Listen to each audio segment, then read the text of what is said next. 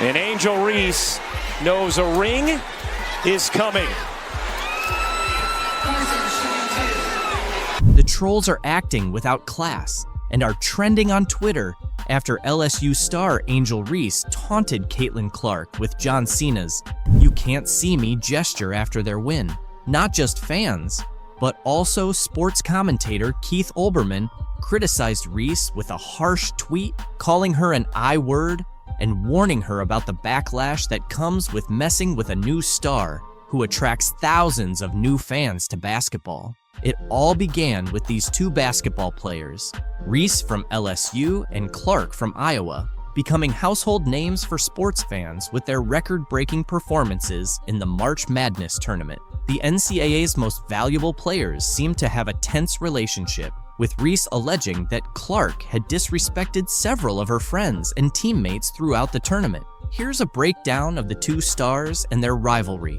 Reese and Clark faced off in the championship game, where Reese's LSU Tigers ultimately triumphed with a 102-85 win. In the game's final moments, viewers saw Reese respond to Clark's taunts, which drew significant online criticism. Reese mimicked Cena's "You can't see me" gesture and pointed to her ring finger, signaling their championship victory, all while staring Clark down. During their post-game press conferences, both players addressed the situation. Clark, displaying her sportsmanship, responded to questions about Reese's taunts by saying, "Honestly, I have no idea. I was just trying to get to the handshake line, shake hands, and express gratitude that my team was in that position." She emphasized the importance of holding one's head high and being proud of their achievements. This is how a star beloved by fans reacts. On the other hand, Angel Reese had a different take. In her post-game interview, Reese acknowledged Clark as a hell of a player, but noted that Clark had disrespected her teammate Alexis Morris during the title game. Reese made it clear that she doesn't take disrespect lightly. Since their post-game interviews, both Reese and Clark have addressed the discussions surrounding their taunts. Speaking with ESPN, Clark defended Reese, saying, "I don't think Angel should be criticized at all. No matter which way it goes, she should never be criticized for what she did." Clark further demonstrated her class, stating, "I think everybody knew there was going to be a little trash talk throughout the entire tournament. It's not just me and Angel." Despite her tearful post-game interview, Clark spoke to ESPN, acknowledging that the LSU Tigers rightfully earned their NCAA championship over her team. "LSU deserved it. They played so well, and like I said, I'm a big fan of hers," Clark said of Reese. Clark's behavior off the court is truly exemplary. She always takes the time to appreciate other players, even though she rarely gets the same recognition in return. ESPN reported that Dr. Jill Biden was thinking about inviting both teams from the title game to the White House. This would be the first time the runner-ups were included in the celebratory visit. "So, I know we'll have the champions come to the White House. We always do," Jill said, according to CNN. "We hope LSU will come, but I'm going to tell Joe I think Iowa should come too because they played such a good game." Reese shared the link to ESPN's story and added a joke with 3 laughing emojis, saying, "Can you see the jealousy and the hate?"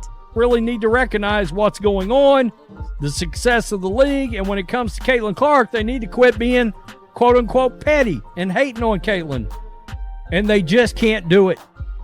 Angel Reese just can't do it. The First Lady eventually decided against inviting both teams, but the damage had already been done, according to Reese and the LSU Tigers. Stuff like that bothers me because, at the end of the day, you're a woman and you're supposed to be standing behind us, Reese said on the I Am Athlete podcast. "It's hard to see things like that and not comment back on it." Reese continued, "I'm not going to lie to you.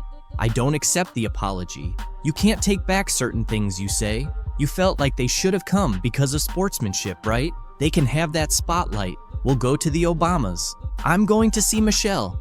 I'm going to see Barack." Reese's comments sparked reactions from Caitlin's fans, who roasted Reese as a result. After the Chicago Sky beat the New York Liberty 90-81 on Thursday night, Reese, A former LSU star appeared to take a dig at Caitlin Clark in a now-deleted tweet. Reese has been crucial to the Chicago Sky's success, contributing an impressive 35 points in 2 of the first 3 victories of the season. Following their latest win, Reese tweeted, "And that's on getting a win in a packed area, not just because of one player on our charter flight," which many speculated was aimed at Clark, the standout rookie for the Fever. Clark's transition to the professional level has undeniably contributed to the growth of the WNBA, bringing in charter flights for the league. Several basketball fans did not take kindly to Reese's comment. One fan mocked her college GPA, saying, "That 1.8 GPA showing LOL," while another said, "Angel should be thankful to Caitlin Clark because she's the main reason behind the great attention the WNBA's getting right now. She should be more grateful." Others looked forward to June 1st when Reese would face Clark's team, with one fan asking, "Why is she so obsessed with Clark? I haven't seen Clark bring up Reese once." Other fans labeled many women players as haters of Clark, noting, "It's truly amazing how much these women hate Clark, LOL." Reese's profile rose because of the rivalry. Otherwise, she might have been just another WNBA player. One fan even challenged the vague meaning of her tweet, saying, "What did she say? I read the tweet 10 times and still can't understand what she's trying to say." Despite the intense competition and scrutiny surrounding their games, Reese has tried to show some respect for Clark. In April's highly anticipated LSU-Iowa March Madness matchup, Reese clarified that there was no animosity between her and Clark.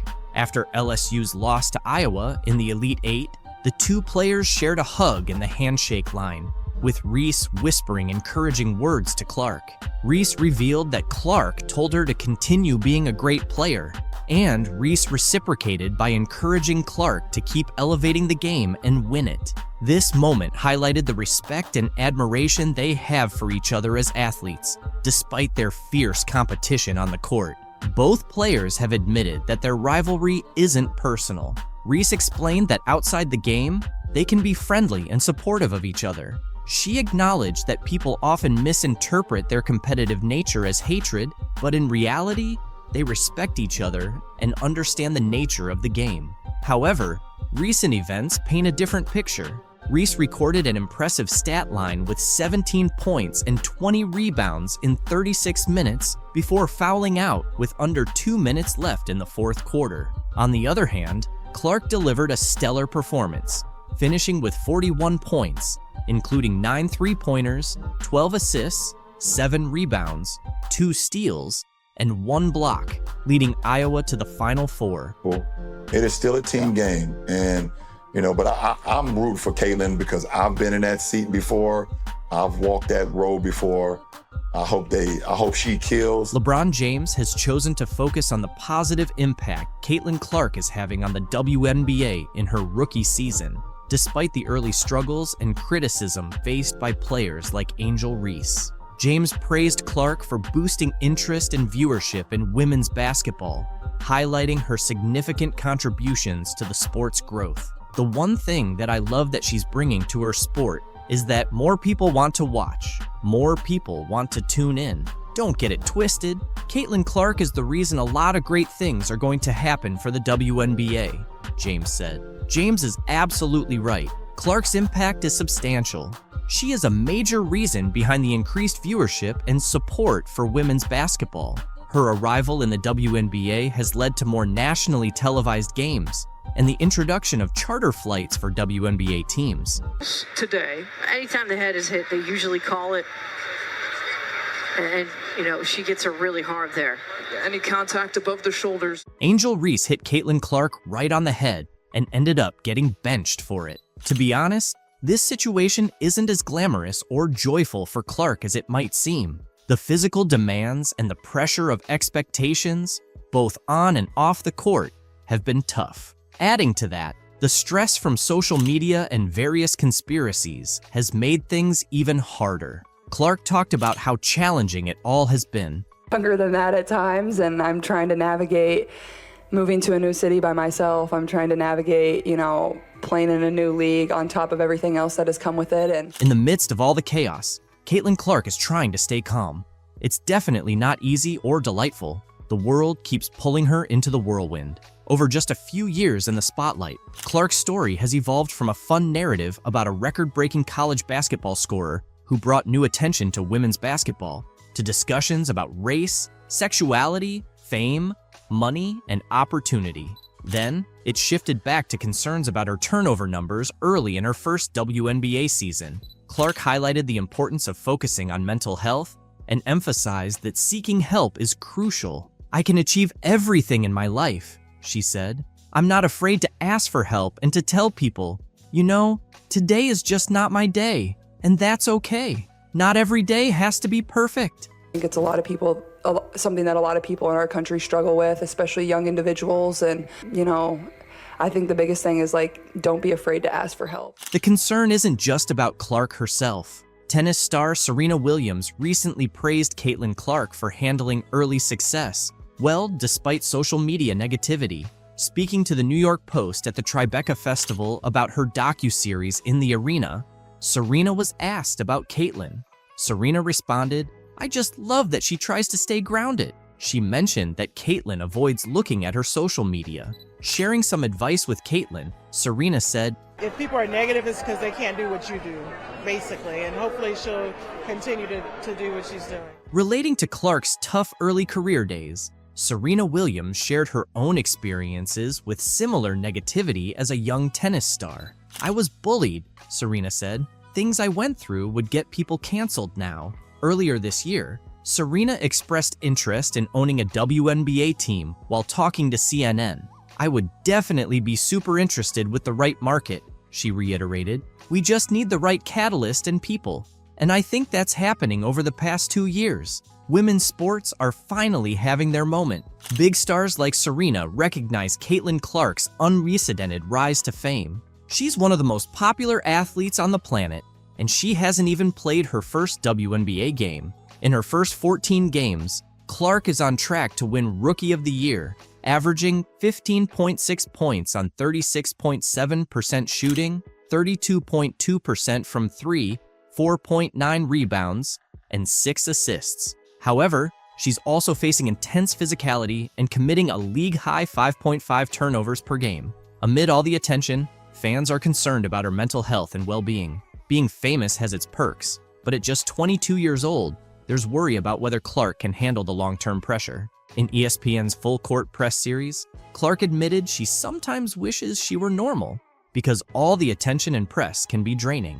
"There are days when you don't want to talk to everyone," Clark said, "but someone comes up to you, and this is their 10-second interaction with you, so you better smile and be kind. But sometimes, you just want to be normal." Despite the pressure, Caitlin Clark seems to be handling it well so far. But with her fame expected to rise, fans are concerned about her mental health. Life as a celebrity has its downsides, but the pros often make it worth it. At 22, Clark's exciting journey in the world of basketball and celebrity continues. The latest chapter took place on Sunday in front of a sold-out crowd at Gainbridge Fieldhouse in Indianapolis. There, she faced Angel Reese, a Chicago Sky rookie familiar with high-profile showdowns against Clark. They had a heated battle in the 2023 NCAA National Championship game, where Reese's LSU Tigers defeated Clark's Iowa Hawkeyes, famously mocking Clark's "you can't see me" hand motion.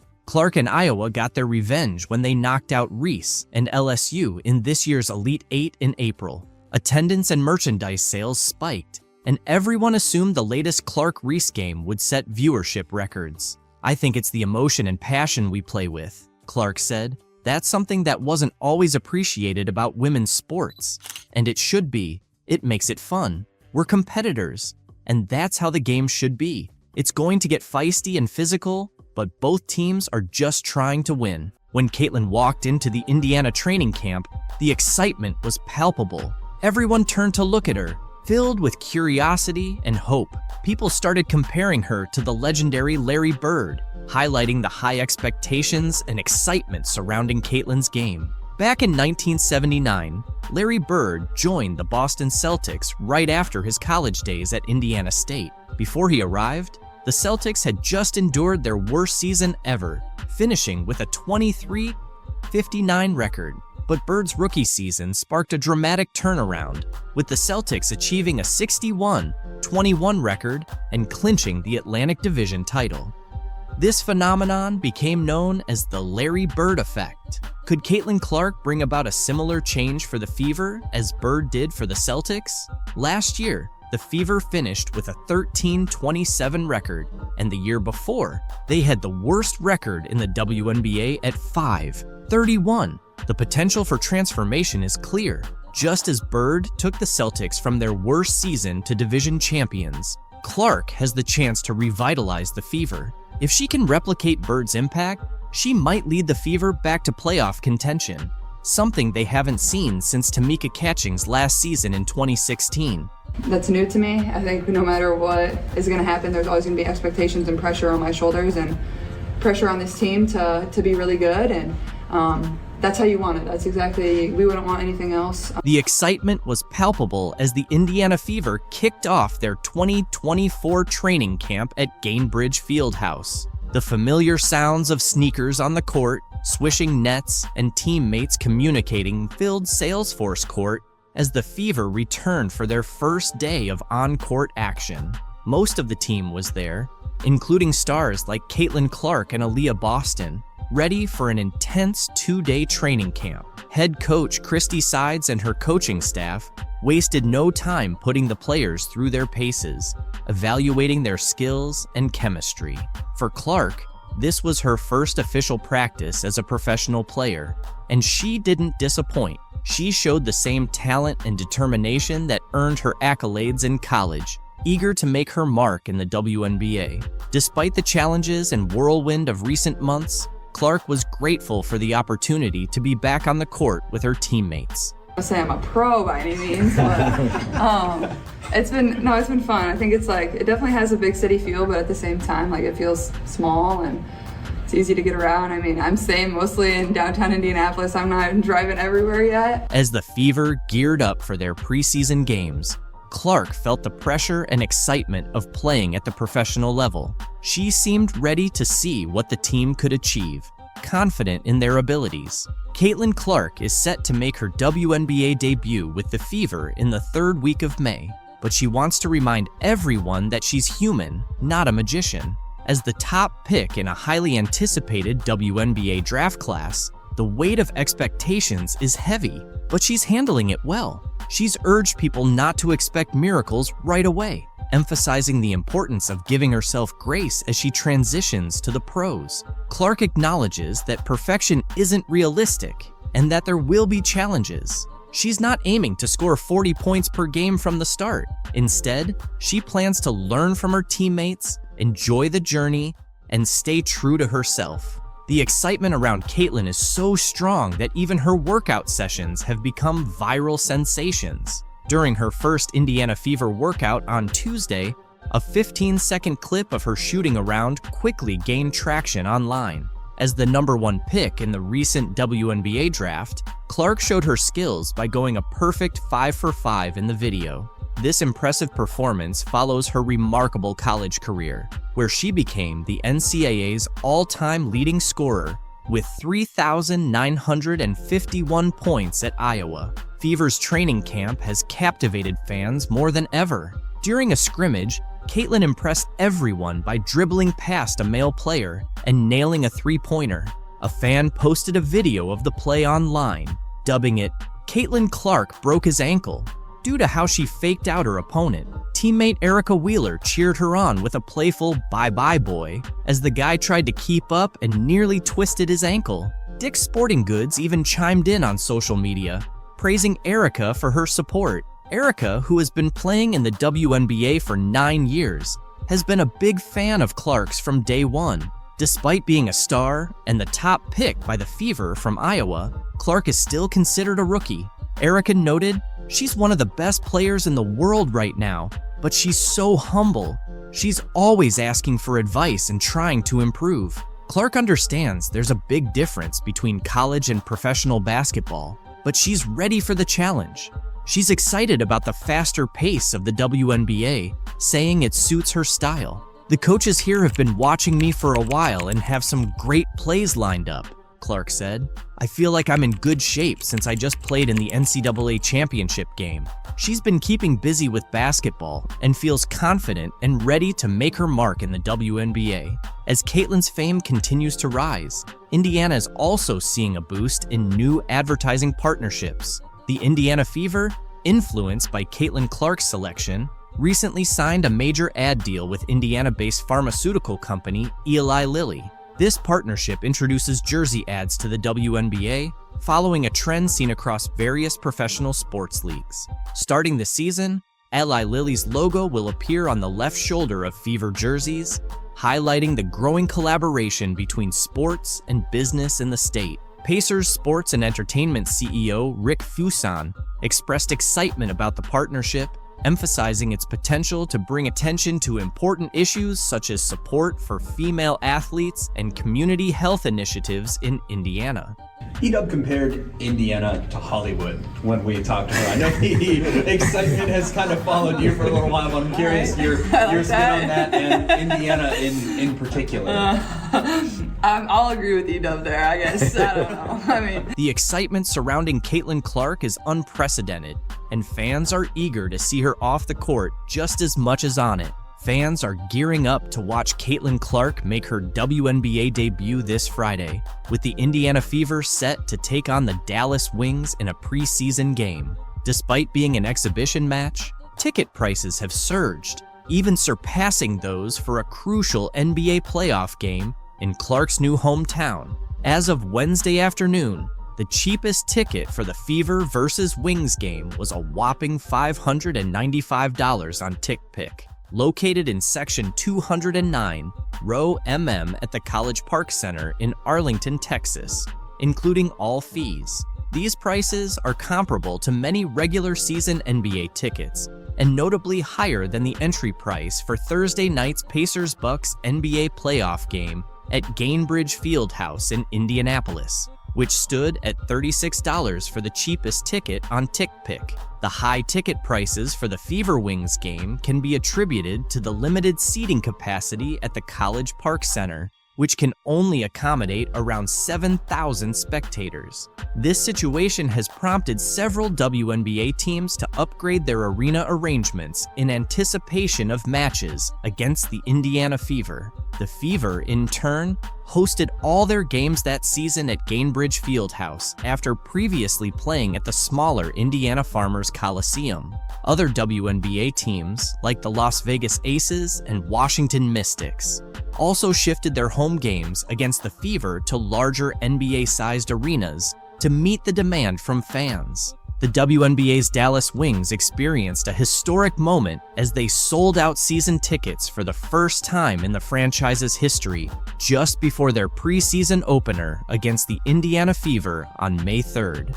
The anticipation surrounding Caitlin Clark's debut with the Fever fueled a surge in ticket demand, driving up sales for the Dallas team. Individual ticket prices for Clark's preseason debut ranged from $210 to $350, with some exceeding $1,000 in certain sections, according to UTA Tickets. The Wings also saw a significant increase in overall ticket sales revenue, with a staggering 220% rise, including an impressive 1,200% surge in individual ticket sales revenue, according to the Dallas Morning News. This surge highlights the profound impact of Clark's presence on both the Fever and the wider WNBA community. And here is the women's basketball world choosing to reject the attention that is finally coming their way by rejecting Caitlin Clark. The WNBA has really missed out by passing on Caitlin Clark. She's not just any rookie, she's the most exciting thing to happen to the WNBA, NCAA, and women's basketball in general. But here's an intriguing twist. She got left out of the Team USA women's basketball roster. Talk about a major surprise for 2024. Look, let's be honest, most people didn't even know they had women's basketball in the Summer Olympics. Now you have a chance to do this, and you don't take it, so here. In basketball, having top-notch skills and fierce competitiveness can overshadow even the biggest teams worldwide. and Caitlin Clark embodies all of that. So, what could be behind Team USA's decision not to include the Indiana Star rookie? First, let's take a look at Clark's performance in her rookie year with the WNBA. Despite the Indiana Fever's 3-for-29 season, Clark shined individually, averaging 16.8 points, 6.3 assists, and 5.3 rebounds. Her performance and impact are unprecedented for a rookie in the WNBA. So why isn't she on the Team USA roster? Experience can't be the excuse, considering the USA national basketball team's history of selecting rookies. Since women's basketball was added to the Olympics in 1976, at least 2 players under 25 have been included in every Olympic roster. The youngest ever to play for the USA women's team was Nancy Lieberman at 18 in 1976. In the Tokyo Games, the youngest were Asia Wilson and Nafisa Collier, both 24. Additionally, there's a precedent for including the top WNBA draft pick in Olympic years, such as Diana Taurasi in 2004, Candace Parker in 2008, and Breanna Stewart in 2016. The U.S. team didn't include Ndamukadi Agwumaike in the lineup back in 2012, even though she was with Los Angeles and now Seattle. Now, Caitlin Clark finds herself in a similar situation. During her time at Iowa, Clark became the Division I career scoring leader for both men and women, finishing with 3,951 points. She also reached the national championship game in both her junior and senior years. Look, let's be honest. Most people didn't even know they had women's basketball in the Summer Olympics. Now you have a chance to do this, and you don't take it, so here. However, selecting Clark would have meant more than just highlighting her story. It would have introduced Olympic viewers and readers, many of whom aren't avid sports fans or haven't seen a women's Olympic basketball game, to the entire U.S. team. If you hadn't seen Breanna Stewart in her previous Olympic appearances, you would have tuned in this summer because of Clark's star power. The same goes for Brittany Griner. If she's healthy, she won't be there, and thus, many fans won't follow, as they usually don't. Imagine the global interest Clark could have generated, with reporters and fans from around the world watching her make stunning plays and signing autographs. Little girls in Europe and Africa might have been just as captivated as those in the USA. It all comes down to USA Basketball, whose mission is to promote, grow, and elevate the game at all levels. Missing out on representing your country in the Olympics is undoubtedly disheartening, and Caitlin Clark likely felt that way when she learned she hadn't made the 12-player roster for the Paris Games. On Sunday, Caitlin Clark and Fever coach Christy Sides addressed the news for the first time since it was announced that the top overall pick didn't make Team USA's final roster for the 2024 Olympics in Paris next month. Clark maintained her usual calm demeanor when reacting to the news, but Sides revealed her star's immediate response. Clark got the call while on the bus and texted Sides to share the news. Sides tried to keep her spirits up, and Clark's reaction was, "Hey coach, they woke a monster," which Sides found impressive. Clark noted that the team's mix of talent and experience, none of the players being younger than 26, was a key factor in her not making the roster. Despite this, Clark expressed enthusiasm for the players who did make the team. She said, "I'm excited for the girls on the team. I know it's the most competitive team in the world, and it could have gone either way, with me being on the team or not. I'll be rooting for them to win gold. Watching the Olympics has always been a dream for me, and this just adds motivation. Hopefully, in 4 years, I can be there." Clark was invited to the most recent training camp in April, which would have been her first chance to work with the senior national team, but she couldn't attend due to the Final Four. Nonetheless, she gave herself a strong chance with a standout rookie season. However, she has faced challenges with the physicality of the game and leads the league in turnovers, averaging 5.6 per game. These issues, along with the talent and experience of the players ahead of her, seem to be the reasons she didn't make the final roster. According to Christine Brennan of USA Today, Team USA veterans were concerned about how Clark's large fan base might react if she were chosen, but received limited playing time. Clark didn't go into details about the decision, but mentioned that USA Basketball called her to deliver the news before it was publicly leaked on social media. On the bright side, Clark will finally get a break when the WNBA takes a pause for the Olympics. She's been playing almost non-stop since her senior season at Iowa started in October. Once the Fever finish their pre-Olympic schedule on July 17th, they won't play again until August 16th. "I'm really looking forward to a break," Clark said. "I've loved every second of competing, but it will be great to rest, get healthy, and take a bit of time away from basketball. It'll be nice to find some peace and quiet for myself." There's a slight chance Clark could still join the team as an injury replacement. Notably, Chelsea Gray, who was selected, hasn't played in 8 months due to a foot injury, and it's unclear when she'll return. As one of the top playmakers, Clark could be next in line if Gray isn't back in time.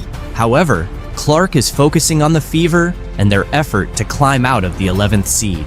"If USA Basketball needs something, I have a good relationship with them, but the 12 players they've selected are really great," Clark said. "I think they're in good hands. Cheryl Reeve is a great coach, and the selection committee did a really good job." Some media personalities suggest that not making Team USA could turn out to be a blessing in disguise for Clark. Jamel Hill, formerly of ESPN, suggested that not competing for the gold medal might actually be beneficial for Clark. In just a few weeks, Clark transitioned from college basketball to becoming a professional and dealing with a demanding schedule. A multi-week break could be just what she needs, Hill mentioned in an X post. Clark had almost no offseason. Her college career ended on April 7th after a long 6-month season, and just a week later, she was the first overall pick in the WNBA draft by the Indiana Fever. She started practicing almost immediately. Under 5 minutes to go in the first, it's Caitlin Clark. The ball's knocked loose, doesn't matter. 29 feet away, pulling up from Alexandria, boom. No problem.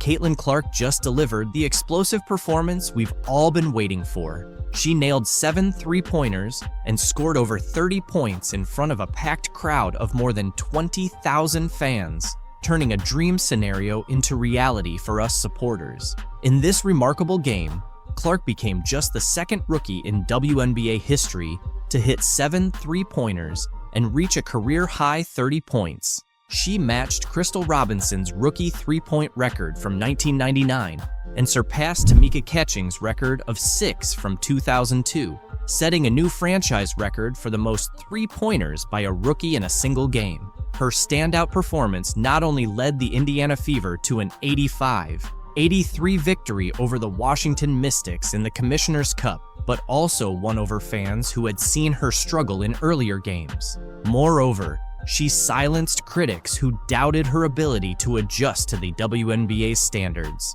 The game, which was moved to Capital One Arena to accommodate the high demand to see the top draft pick, saw Clark shine in front of a record-breaking crowd of 20,333. This was the largest attendance for a WNBA game since the 2007 finals and the second best performance since 1999. Clark also added 8 rebounds, 6 assists, and a career-high 4 steals to her impressive stats. At this time 1 week ago, we were gearing up for Caitlin Clark to go against Angel Reese for the first time in their WNBA careers. And by the time the Fever Sky game was over, the conversation had changed to Kennedy Carter's foul on Clark, a foul the WNBA would later upgrade to a flagrant foul 1 the very next day, and it was a foul that launched 1,000 takes. Caitlin Clark has made history as just the second rookie to score over 30 points, grab more than 5 rebounds, dish out over 5 assists, and hit more than 5 3-pointers in a single game. She also became the fastest WNBA player to reach 200 points and 75 assists, achieving this in just 12 games and surpassing Sue Bird's record of 14 games. "It felt great to shoot well. Even my misses felt close," Clark said after the game. "It was nice to have a night like this. Overall, we shot the ball really well. 16 made threes. I still see so many areas where I can improve. and I think that goes for our entire team. Clark is determined to maintain her high level of play, knowing she hasn't reached her peak yet. Her standout performance also led the Fever to deliver the Mystics their 11th consecutive loss, marking the worst start in the franchise's history. Kelsey Mitchell, Clark's backcourt partner, added 16 points, 4 assists, and 3 steals. Both Aaliyah Boston and Nalissa Smith contributed 10 points each. The team secured their second Commissioner's Cup win, moving to a 2-1 record in the competition. However, despite her impressive performance, Clark is still dealing with some rookie challenges, including leading the league in turnovers. She had 8 more turnovers in this game, bringing her season total to 67. Interestingly, she matched her career high of 30 points from May 28th against the Los Angeles Sparks. Along with her 6 assists, 8 rebounds, and 4 steals, she made 7 of 13 three-point attempts, tying a WNBA rookie record, and hit 5 consecutive shots from beyond the arc in the second half. Yeah, I think it's a process more than anything. It felt good to shoot the ball well. Like, I feel like even my misses were like right there. I thought multiple were still going in, and it was nice to have a night like that. Clark's confidence in her game is evident from recent performances. Earlier, she discussed the learning curve she faced in her first 11 professional games. After scoring just 3 points in a season-low performance against the New York Liberty on Sunday, Clark rebounded with what many consider the best game of her young WNBA career, thanks to a 4-day break. During this time off, Clark mentioned that the Fever took the opportunity to refine their set plays and practice against ball screen blitzes that had been challenging them. Against the Mystics, Clark found space to create off those screens, explaining, "As a shooter, once you see 1 or 2 shots go in, the basket just seems bigger and bigger." Indiana head coach Christy Sides noted that the strategy to get Clark more action off screens was deliberate, aiming to reduce her workload. "She started feeling it late, which is always a good sign," Sides said. Defensively, Clark made an impact with a steal under the Washington basket to ignite a transition bucket in the first half and added another steal shortly after. By halftime, she had 4 assists and 3 steals, energizing the fans. Playing against the struggling Washington Mystics, who have 11 losses this season, also gave Clark a chance to look more at ease on the court. She mentioned before the game that she felt her passing was up to her standard, even as she and her Fever teammates continue to build their chemistry. Clark is also satisfied with her rebounding stats, considering her size. The 2-time NCAA Player of the Year came into Friday's game averaging 15.6 points, 6.4 assists, 5.1 rebounds, 1.3 steals, and a league-high 5.4 turnovers per game. Clark believes that as the game slows down for her, those turnovers will decrease. To reduce turnovers, Clark showcased her ball handling skills with a smooth one-handed drive and a scoop shot for 2 points in the first quarter. On the next Fever possession, she demonstrated her court vision with a give and go with second-year forward and 2023 top draft pick Aaliyah Boston. Despite this, some flaws in Clark's game from the first 6 weeks of her professional career were evident on Friday. In the first quarter, she was stripped by fellow rookie Julie Van Loo, who then hit a transition three-pointer before Clark could recover. Clark responded with a step-back three-pointer near the Mystics logo. With the Fever starting 3s in 9, Clark is gaining a clearer understanding of how much experience counts in the WNBA. She offered some realistic insights into her situation, noting, if you're the number 1 pick, you're probably going to a team that didn't have the best year before. It can be tough at times. One of the positives from the first 11 games has been the team's energy, which Clark says has remained consistent since their first game. Recently, Clark has been more in the media spotlight, particularly after taking hard fouls from the Chicago Sky's Chennedy Carter, which the league later upgraded to a flagrant foul. Clark addressed the controversy before Friday's game and stated she wasn't seeking an apology from Carter. While Carter faced criticism from fans upon the Sky's arrival in DC, Clark's performance highlighted her resilience and ability to rise above the situation. And she's having a tremendous season. She's played great basketball in my eyes, probably in first place for 6th player of the year. And, it's just basketball at the end of the day.